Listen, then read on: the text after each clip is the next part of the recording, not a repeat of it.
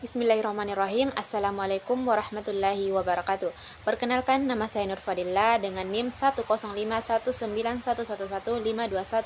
Program Studi Pendidikan Agama Islam, Fakultas Agama Islam, Universitas Muhammadiyah Makassar. Baiklah, kali ini saya akan membahas materi tentang landasan dan asas pendidikan. Landasan pendidikan adalah tumpuan dasar konseptual yang digunakan dalam dunia pendidikan. Landasan ini diperlukan dalam melakukan analisis kritis terhadap kaidah-kaidah kebijakan dan praktek pendidikan. Tanpa landasan, praktek pendidikan tidak akan jelas arahnya dan tidak akan menimbulkan masalah serta kesenjangan pendidikan antar manusia. Ada beberapa landasan yang dapat dijadikan sebagai titik tumpu dalam melakukan analisis krisis kebijakan dan praktik pendidikan di Indonesia. Nah, setelah kita mengetahui pengertian dari landasan pendidikan, kali ini saya akan membahas macam-macam landasan pendidikan. Ada 5 macam-macam landasan pendidikan. Yang pertama, landasan filosofis pendidikan. Yang kedua, landasan psikologis pendidikan. Yang ketiga, landasan sosiologis. Yang keempat, landasan kultural pendidikan. Yang kelima, landasan konstitusional pendidikan. Nah, landasan filosofis pendidikan yaitu landasan yang berkaitan dengan makna atau hakikat pendidikan. Ini membahas tentang seperti apa pendidikan itu, mengapa pendidikan diperlukan, dan apa yang seharusnya menjadi tujuan penting pendidikan. Hal ini mendasar, sifatnya konseptual dan menyeluruh. Nah, yang kedua, landasan psikologis. Pendidikan selalu melibatkan aspek kejiwaan manusia. Oleh sebab itu, landasan psikologis sangat penting dalam bidang pendidikan. Landasan psikologis pendidikan mengarah kepada pemahaman manusia, khususnya yang berkaitan dengan proses belajar manusia. Pemahaman terhadap peserta didik merupakan salah satu kunci keberhasilan dalam pendidikan. Oleh karena itu, landasan psikologis sangat diperlukan dalam memahami penerapan, pengetahuan, urutan, ciri-ciri, pertumbuhan, serta konsep dasar tentang cara yang paling tepat untuk mengembangkan kepribadian. Nah, yang ketiga, landasan sosiologis. Pendidikan tidak terlepas dengan kehidupan dan interaksi sosial. Pendidikan tidak dapat dilepas dari upaya dan proses saling mempengaruhi antara individu yang terlibat di dalamnya.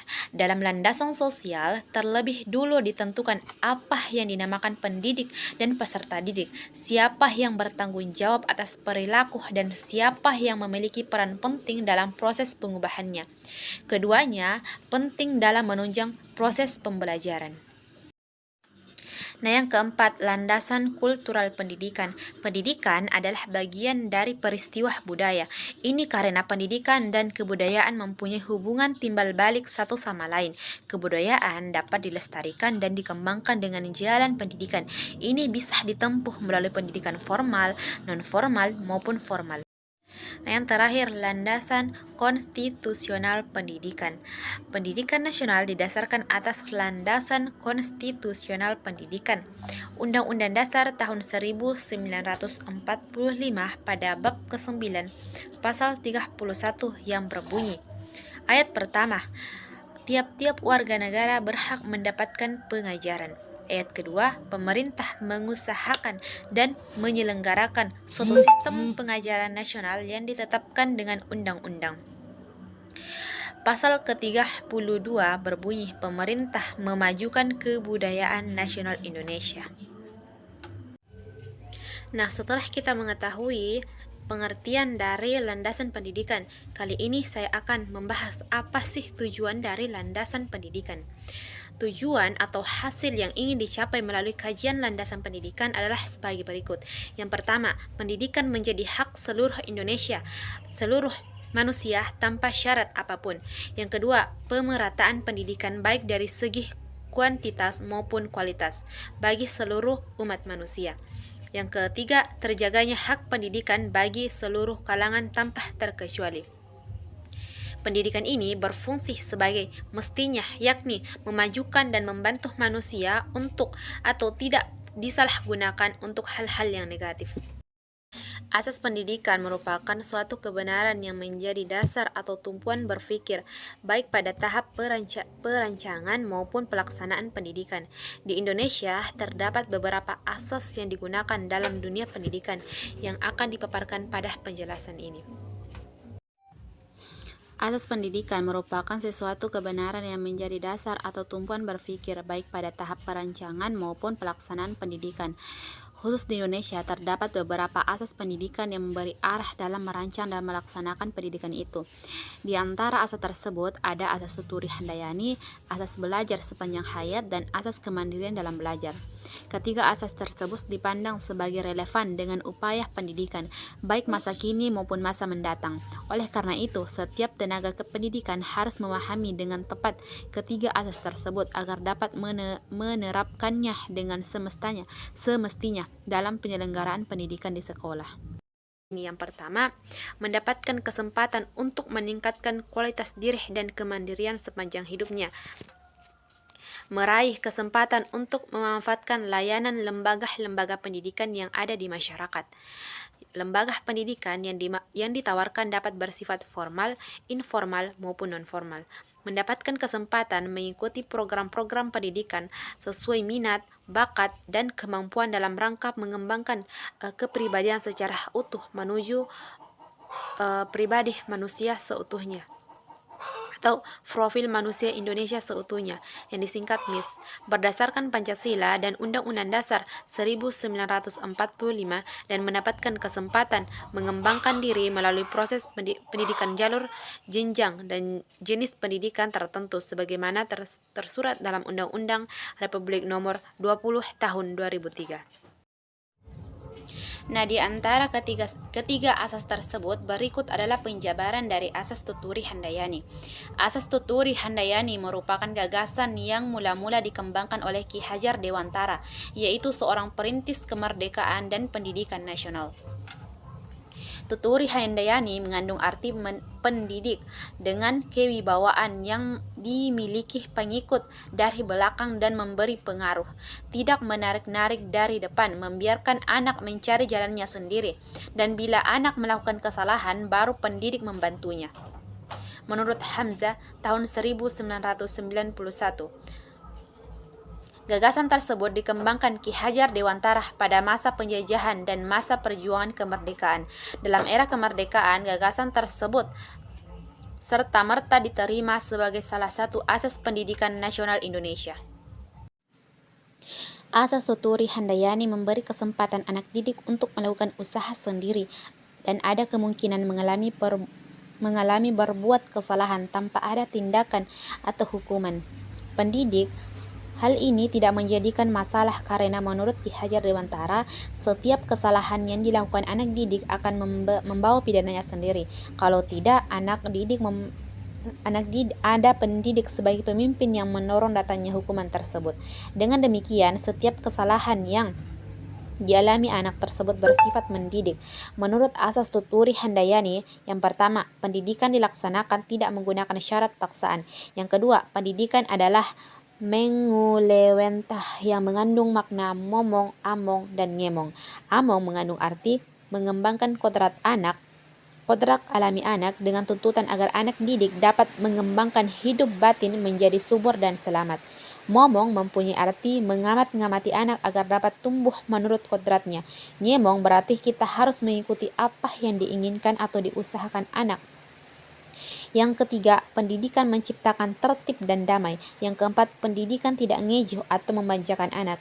Yang kelima, pendidikan menciptakan iklim tidak memerintah diri sendiri dan berdiri di atas kaki sendiri. Asas ini menjadi semboyan Dekdikbud yang pada awalnya merupakan salah satu dari asas 1922, yakni 7 buah asas dari perguruan tinggi Taman Siswa, didirikan tanggal 3 Juli 1992. Sebagai asas pertama, tuturi handayani merupakan sistem among dari perguruan itu. Terdapat 7 asas pada tahun 1922. Berikut ketujuh asas tersebut. Yang pertama, setiap orang mempunyai hak untuk mengatur dirinya sendiri dengan mengingat tertib dan persatuan berkehidupan umum. Yang kedua, pengajaran harus bersifat pengetahuan yang berfaedah, yang dalam arti lahir dan batin dapat memerdekakan diri. Bahkan yang ketiga, pengajaran harus berdasarkan pada kebudayaan dan kebangsaan sendiri. Yang selanjutnya, pengajaran harus tersebar luas sampai dapat menjangkau kepada seluruh rakyat.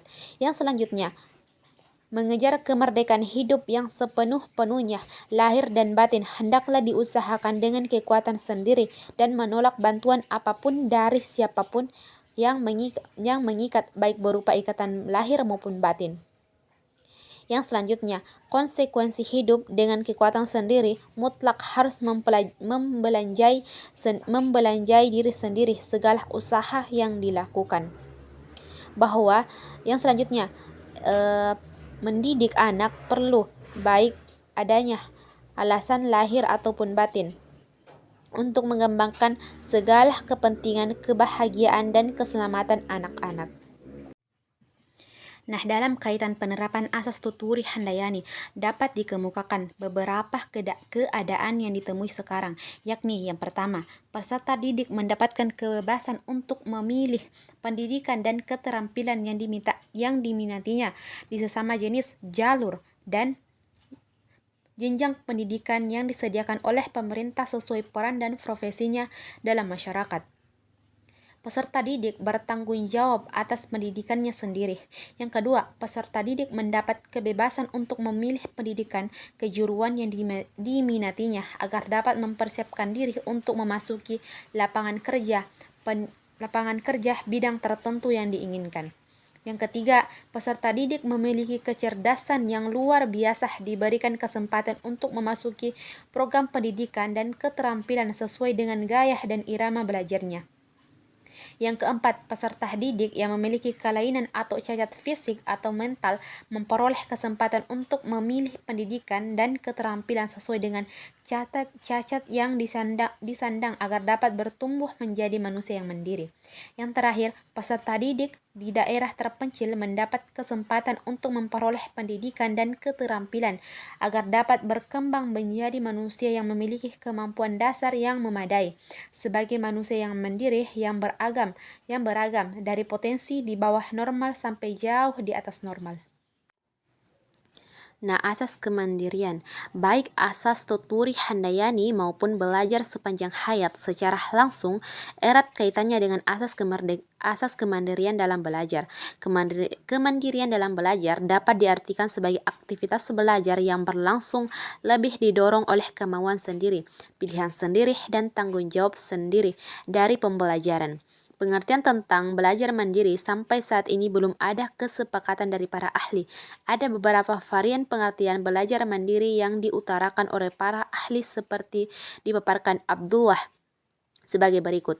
Yang pertama, belajar mandiri memandang siswa sebagai para manajer dan pemilik tanggung jawab dari proses pembelajaran mereka sendiri.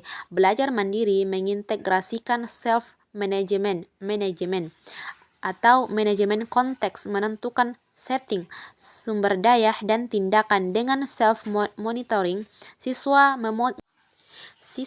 memonitor atau mengevaluasi dan mengatur strategi belajarnya menurut Bolhils Garrison.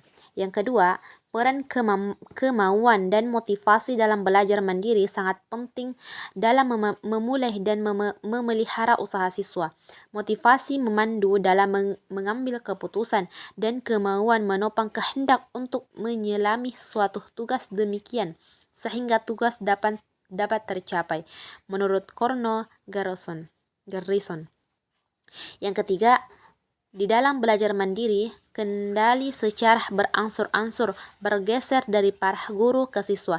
Siswa mempunyai banyak kebebasan untuk memutuskan belajar apa dan tujuan apa yang hendak dicapai dan bermanfaat baginya, menurut Liman, Morrow, Sharkey, dan Firestone. Nah, jika para ahli menjelaskan secara terpotong-potong, maka menurut Haris Mujiman, tahun 2005 nomor 1 mencoba memberikan pengertian belajar mandiri dengan lebih lengkap. Menurutnya, belajar mandiri adalah kegiatan belajar aktif yang didorong oleh niat atau motif untuk menguasai suatu kompetensi guna mengatasi suatu masalah dan dibangun dengan bekal pengetahuan atau kompetensi yang dimiliki. Penetapan kompetensi sebagai tujuan belajar dan cara mencapainya, baik penentuan waktu belajar, tempat belajar, irama belajar, tempo belajar, cara belajar maupun evaluasi belajar dilakukan oleh siswa sendiri. Di sini, belajar mandiri lebih dimaknai sebagai usaha siswa untuk melakukan kegiatan belajar yang didasari oleh niatnya untuk menguasai suatu kompetensi tertentu. Berdasarkan beberapa pendapat para ahli dan beberapa pertimbangan di atas, maka belajar mandiri dapat diartikan sebagai usaha individu untuk melakukan kegiatan belajar secara sendirian maupun dengan bantuan orang lain berdasarkan motivasinya sendiri untuk menguasai suatu materi dan kompetensi tertentu sehingga dapat digunakannya untuk memecahkan masalah yang dijumpai di dunia nyata. Mungkin itulah penjelasan dari saya tentang materi, peran, dan fungsi pendidikan. Semoga apa yang saya sampaikan dapat menambah pengetahuan kita, terutama untuk saya sendiri. Mohon maaf jika ada salah-salah kata. Billahi fi sabil haq fastabiqul khairat. Assalamualaikum warahmatullahi wabarakatuh. Syukron.